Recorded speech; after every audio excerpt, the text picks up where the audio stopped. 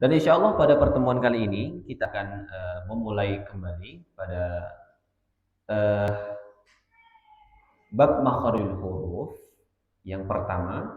Insya Allah kita akan mengikuti materi ini secara sistematis, yaitu terkait dengan makharijul huruf. Apa itu makharijul huruf? Makharijul huruf itu adalah tempat-tempat keluarnya huruf-huruf hijaiyah.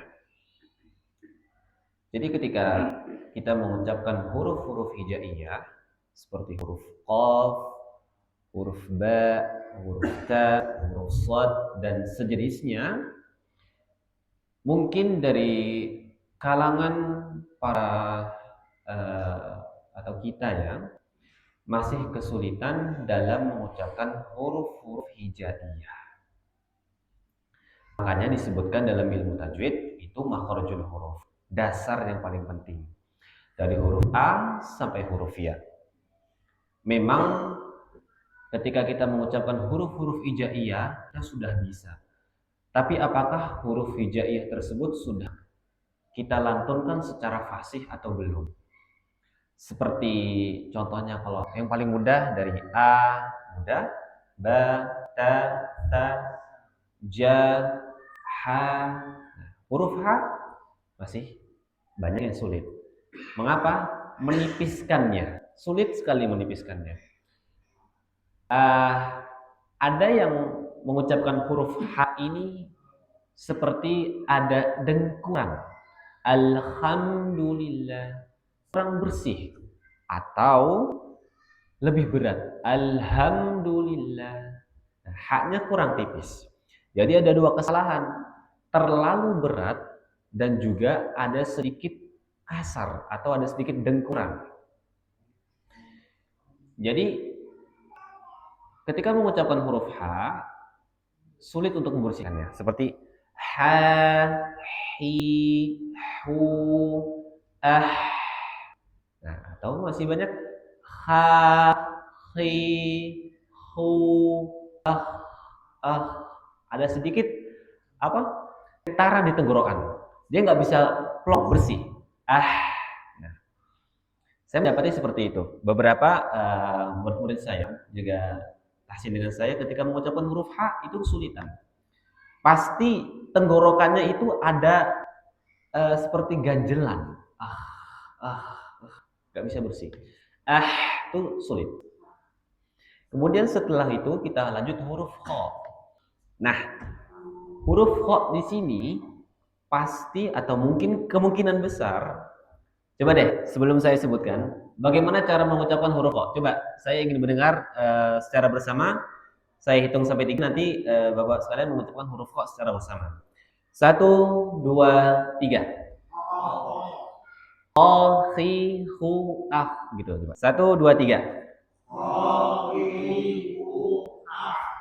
Nah, coba pas lagi di ah-nya agak dipanjangin, Pak. Ah, gitu. Panjangin coba. Di sini letak saya bisa menilai. Kok-nya udah bener apa belum? Coba, wahid, isnain, salasah. Kha, khi, hu, ah.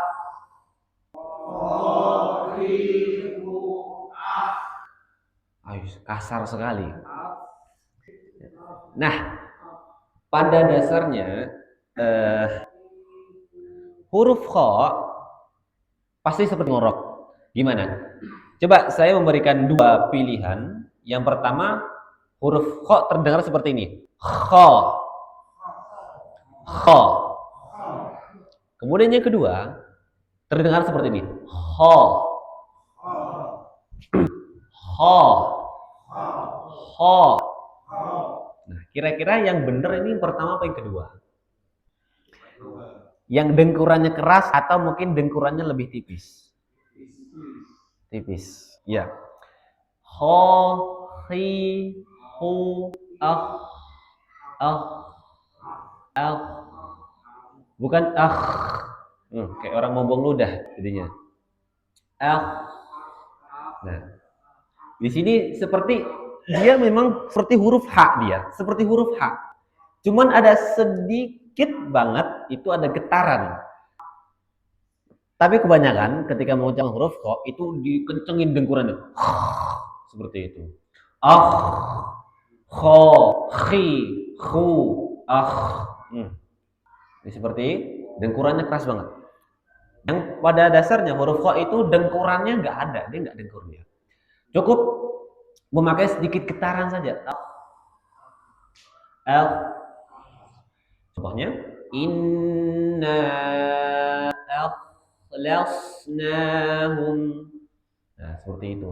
Min syarri ma khalaq. Nah, akh, kho, khi, hu, akh. Seperti itu. Akh, akh. Seperti itu. Nah, di sini cukup sulit. Dan saya mengetahui setelah saya belajar. Dan ini saya juga baru tahu, ternyata huruf kho itu nggak boleh dengkur.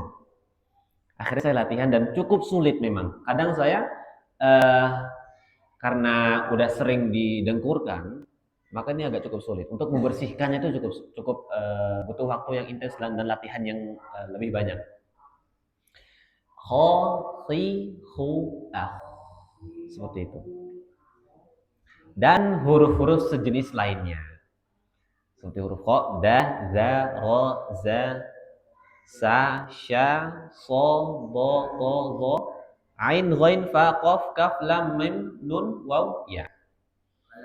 Kayak lafaz akan ikut. Ya, itu juga. Khairum, khairum, khairum. Ah, seperti itu. Disampaikan juga oleh Syekh Dr. Aiman Suwaid, dia mengatakan, dia menyinggung orang-orang Indonesia bahwa kebanyakan orang Indonesia ketika mengucapkan huruf kho ini seperti orang ngorok. Seperti itu. Maka yang sebenarnya adalah dia dengkurannya tidak ada. Bahkan hampir bersih. Seperti itu. Bukan seperti itu. Dan huruf-huruf sejenis lainnya. Kemudian disampaikan juga oleh Imam Ibnu Jazari rahimahullah taala, wajibun alaihi ma muhattamu qabla arba'in ma'asyratin khudh ilmahu makharijul hurufi was sifati liyalfidhu bi ashahil lughati. Wajib bagi mereka para qurra atau para pembaca Al-Qur'an, sebelum membaca Al-Qur'an hendaklah terlebih dahulu mengetahui tempat-tempat keluarnya huruf dan sifat-sifatnya agar bisa melafazkan bahasa yang paling lughati atau fasih. Jadi sebelum kita baca Quran, kita belajar huruf hijaiyah dulu. Udah benar belum huruf hijaiyah kita? Ainnya masih ditekan atau sudah menyambung seperti mengalir atau tidak? Nah, sini pentingnya untuk belajar makharijul huruf. Kemudian apa itu makharijul huruf? Makharij adalah dari kata makharij adalah bentuk jamak dari makhraj yang artinya tempat keluar. Sedangkan al-huruf adalah jamak dari al-harf, al-huruf yang bermakna yaitu huruf. Maksudnya adalah huruf-huruf hijaiyah. Maka maksud dari makharijul huruf adalah tempat-tempat keluarnya huruf hijaiyah yang padanya berhenti suara dari sebuah pengucapan sehingga dapat dibedakan antara sebuah huruf dengan yang lainnya. Kemudian poin yang kedua, bagaimana cara mengetahui tempat keluarnya huruf pada suatu huruf? Maka disebutkan yang pertama adalah dengan memberi sukun pada huruf yang ingin kita latih makhraj hurufnya, dan sebelum huruf yang bersukun ini kita kasih huruf yang berharokat. Pada contohnya seperti ini. Misalkan kita merasa belum maksimal ketika mengucapkan huruf-huruf tebal, contohnya seperti huruf dha. Bagaimana cara kita dan mengetahui huruf dha tuh di mana sih lidahnya, kemana sih lidahnya, gini atau gimana. Nah, gimana sih caranya? Nah, caranya adalah disebutkan dalam buku tersebut adalah dengan mensukunkan. Bapak tahu sukun? Tahu sukun? Contohnya sukun tuh gini. Bacanya apa? Abe. Nah, ini namanya sukun, mati. Nah, caranya adalah dengan mensukunkan huruf yang ingin kita latih. Contohnya kita ingin melatih huruf dha. Bagaimana cara melatihnya? Disukunin huruf dha-nya. Dan kita tambahkan satu huruf yang berharokat sebelum huruf ini. Bebas, mau ba, mau ta, atau bebas. Kita ambil cari yang paling mudah aja, huruf A. Jadi bacanya seperti gimana? L, seperti itu. L. Huruf apa lagi yang mungkin masih sulit diucapkan selain huruf dot? To. Bagaimana caranya? Dengan mensukunkan huruf to dulu. Kita sukunkan. Kemudian ditambah. Huruf apa bebas? Mau ba? Boleh. Jadinya gimana? Disambung. Balto. Seperti itu. Balto. Seperti itu. Udah ketahuan nih. Balto. Oh, kok itu lidahnya menempel pada gigi atau pangkal gigi seri atas. Oh di situ berarti. Nah, kena dia kelihatan. Oh, seperti itu. Nah, misalnya mau ngelatih huruf ain, bagaimana caranya? Saya masih kesulitan mengucapkan huruf ain. A, I, U, A. Susah. Caranya, nah huruf ain, huruf ini tidak. Ain. Ya, disukunkin dulu. Sukun. Terus tambahkan huruf yang berharokat sebelumnya. Kita ambil contohnya. Kata na sama ain. Disambung. Nah, seperti itu. Seperti itu. Dan cara ini bisa digunakan untuk mengetahui makharijul huruf yang mungkin kita masih sulit ketika mengucapkannya.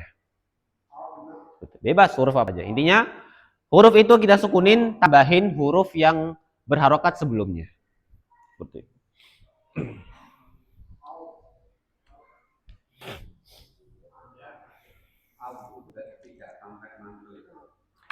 Gimana?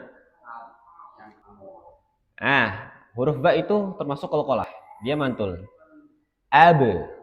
Bukan ab. Latal hatab. Nah, enggak boleh. Latal hatab. Seperti itu. Jadi huruf ba itu termasuk qalqalah, maka dipantulkan. Seperti itu.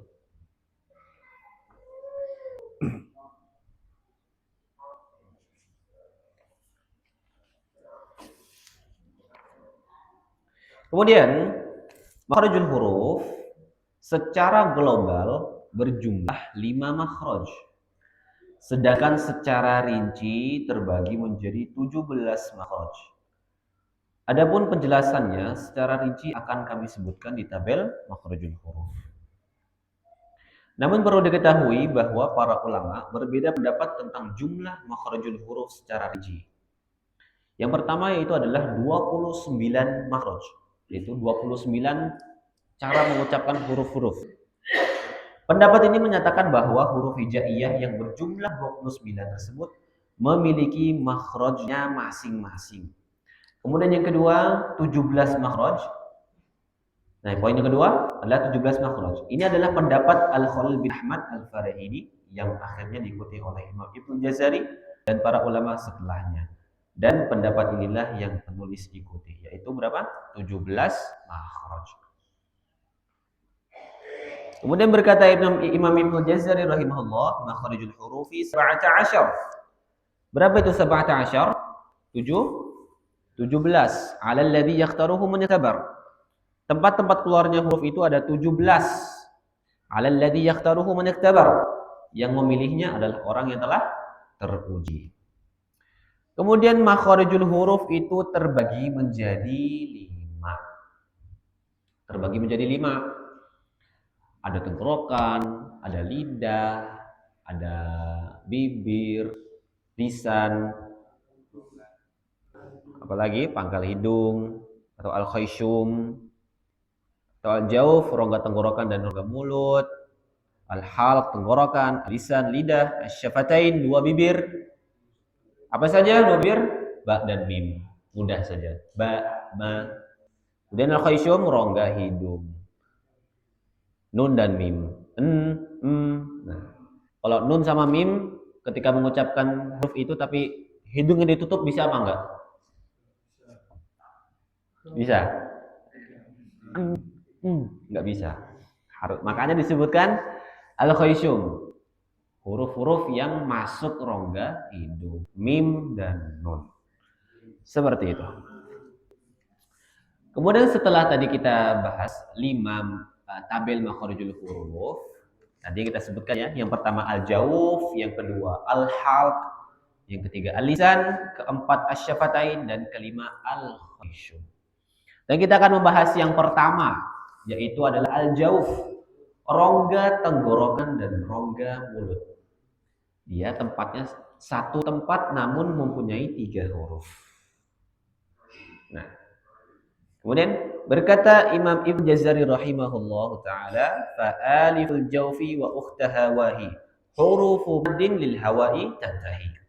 Pada al-jawf, makharijul huruf yang pertama, bagian makharijul huruf yang pertama yaitu pada al-jawf terdapat alif dan saudaranya waw dan ya. Dan ia adalah huruf mad yang mengucapkannya habis di udara. Maksudnya habis di udara gimana? A, wa, ya, dibuang semua nafasnya. Makanya habis di udara. Kemudian al-jauf adalah makhrajnya huruf mad yang berjumlah 3, yaitu alif, waw sukun dan ya sukun.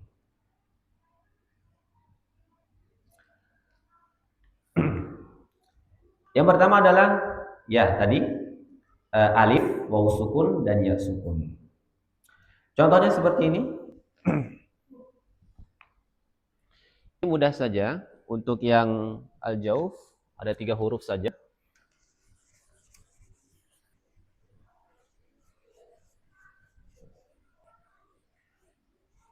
Kalau pembagian tadi perlu ditulis atau enggak untuk mengetahui berapa jumlah yang akan kita bahas? Sampai sini Bapak sekalian sudah ada yang belum paham? Maksudnya tadi apa itu al-jauf, apa itu al-halq, apa itu al-lisan, apa itu al-khayshum? Sampai sini sudah ada yang belum paham belum? Maksudnya ada yang masih bingung atau enggak? Ada? Ada, oke. Kita jelasin ulang ya. Makharijul huruf itu adalah tempat keluarnya huruf. Tempat keluarnya huruf. Jadi kalau kita mengucapkan huruf ta, nah keluarnya huruf. Gimana cara bacanya? Berarti ta, lidahnya menempel pada gigi seri atas. Ta. Nah. Bagaimana makhraj huruf ta? Lidah menempel pada belakang gigi seri atas. Ta. Udah, satu dapat huruf ta. Dan huruf-huruf lainnya, itu namanya tempat keluarnya huruf. Seperti itu. Dan tempat-tempat keluarnya huruf makharijul huruf itu terbagi menjadi 5 bahasannya. Nah, kan ada banyak tuh. Ada huruf-huruf yang diucapkannya pakai lidah. Ada huruf-huruf yang diucapkannya hanya mengandalkan tenggorokan. Ada huruf-huruf yang hanya mengucapkannya dengan menggunakan bibir saja. Ada huruf-huruf yang diucapkannya hanya mengandalkan hidung saja. Banyak kan? Ada na, mim, la, a, o. Nah, huruf a dan ko itu kan nggak pakai lidah. Lidahnya dia diem. Ko, a, seperti itu. Dia nggak pakai lidah. Nah, jadi banyak tuh huruf-hurufnya. Jadi kayak di kelompok. Huruf-huruf lidah apa saja? Oh, la, dan sebagainya. Huruf-huruf tenggorokan apa saja? huruf-huruf hidung apa saja? Seperti itu. Nanti kita tahu tabelnya.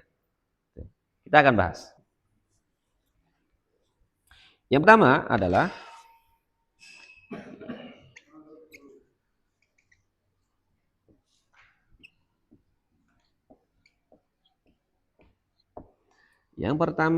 adalah al-jauf.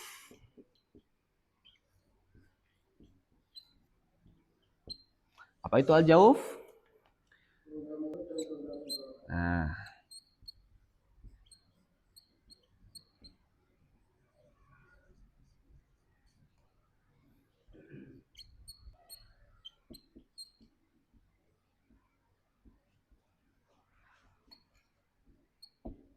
Nah, al-jauf adalah rongga mulut dan tenggorokan.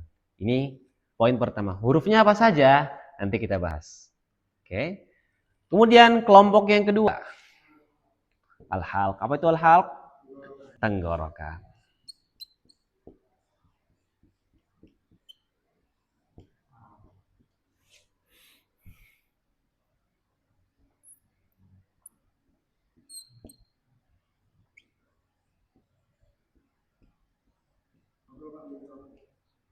Tenggorokan. Yang ketiga adalah al-lisan, yaitu menggunakan lidah. Mengandalkan lidah. Huruf yang mengandalkan lidah.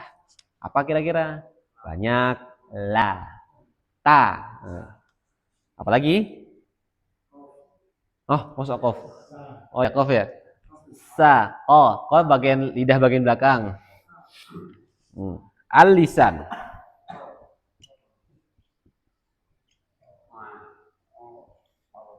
Lisan adalah lidah ya. Lidah. Yang keempat adalah asyafatain. Apa itu asyafatain? Dua bibir.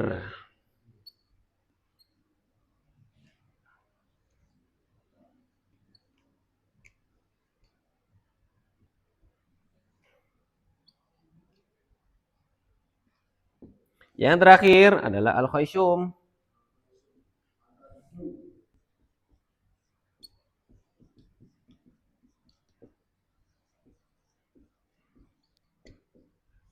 Hidung.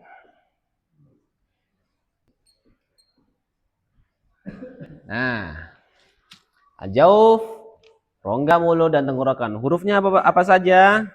Nah, jumlahnya ada 3, Pak. Jumlahnya ada 3. Untuk kelompok pertama. Apa saja hurufnya? A, wa, ya. Cuma 3 huruf aja. Kalau al-halq, hurufnya ada berapa? 6. Ada 6 hurufnya. Apa aja? Ya pokoknya kalau huruf-huruf yang kita ngucapin itu tenggorokannya geter, masuk. Ha, a, ha, dan juga gho dan kho. Hamzah. Hamzah atau ain. Ada 6 hurufnya. Tuh, kemudian ini pun? Oh, muat gak nih masalahnya? Muat gak? Muat ya? Oke. Yang pertama ada alif. Kemudian waw sukun dan ya sukun. Kemudian yang kedua al-halq adalah ada 6. Yang pertama paling atas dulu ghain, kha, ain, ha, hamzah dan ha. Ghain, kha, ain, ha, hamzah dan ha. Kemudian al-lisan, lidah. Ini paling banyak. Ada berapa? Ada sekitar 18 huruf. 18 huruf. Nah, jadi al-lisan adalah huruf-huruf yang ketika mengucapkan kita mengandalkan lidah. Nah, kayak la, kita mengandalkan lidah. Selain la malah lagi banyak. Totalnya ada 18 huruf. Nah, hurufnya apa saja? Masya Allah.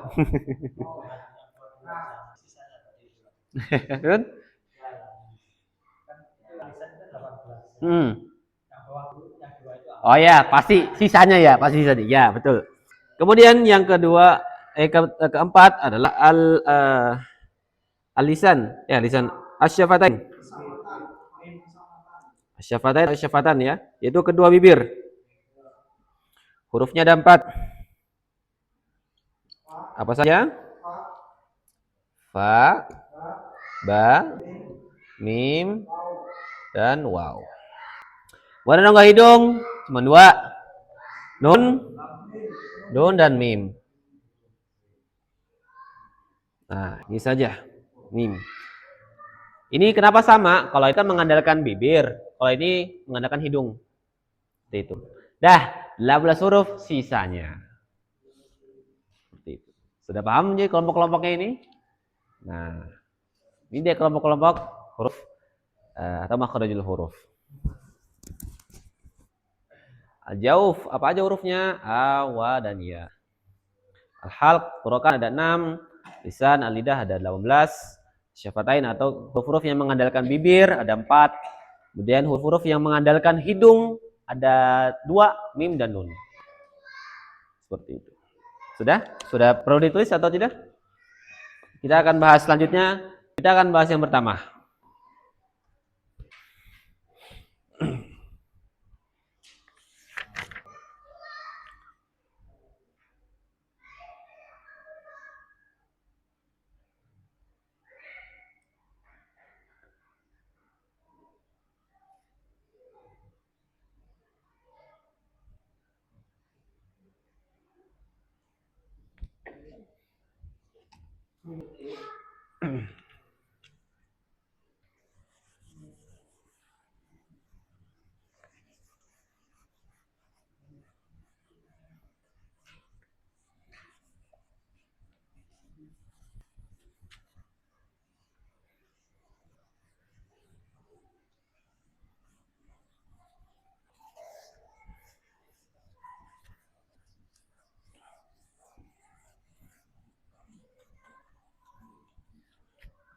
Kemudian kita bahas al-jauf.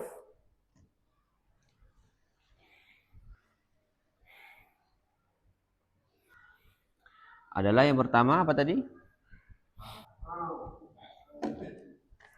Ya, a, ya, dan waw.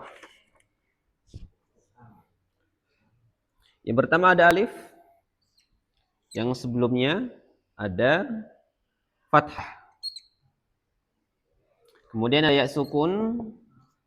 Yang sebelumnya ada kasroh. Kemudian waw sukun. Yang sebelumnya ada dhammah. Jadi a, i, u. Nah, ini dia al-jauf yang pertama. Sangat-sangat mudah. A, i, u saja. Dan ini juga bisa disebut dengan mad. Apa itu mad? Panjang pendek. Nah, panjang pendek. Jadi kalau kita baca Al-Quran pasti kan ada ya sukun, dibacanya i. Kalau domah depannya waw, u. Terus lagi fathah depannya alif, a. Panjang seperti itu. Contohnya kita ambil kata nuhiha.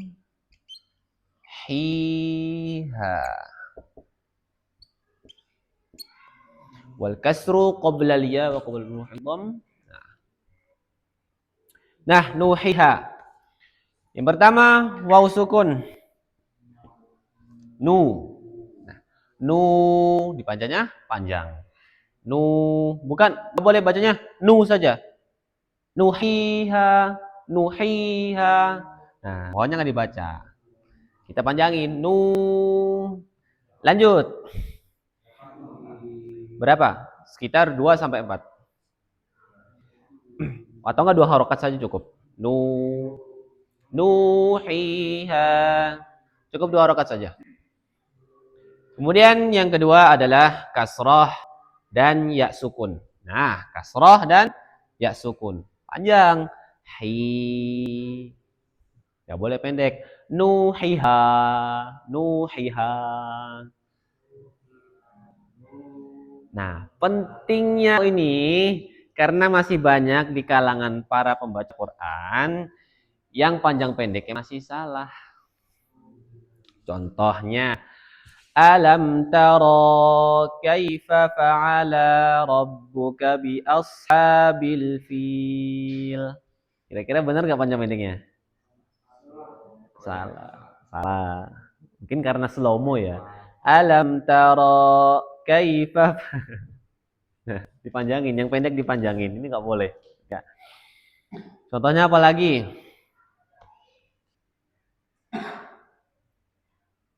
Faja'alahum ka'asfim ma'kul. Faja'alahum ka'asfim ma'kul. Faja'alahum ka'asfim. Mana yang salah? La-nya. Nah, dipanjangin. Faja'alahum, jadi faja'alahum ka'asfim ma'kul. Nah, ini hati-hati, bisa bahaya. Mengapa? Karena bisa jadi bisa mengubah makna. Karena Al-Quran itu sedetail itu, Pak. Makanya ada yang namanya ilmu nahwu shorof. Huruf ya. Yang ketika kita beda sedikit itu beda arti. Kolbun, kalbun, ya tadi hati menjadi anjing. Seperti itu. Sudah paham sini? Untuk panjang pendek, mat ya. Pertama tadi rongga tenggorokan, rongga apa? Mulut dan tenggorokan a, i, u. Udah saja.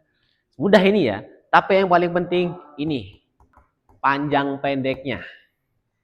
Terkadang membaca Al-Quran panjang pendeknya salah.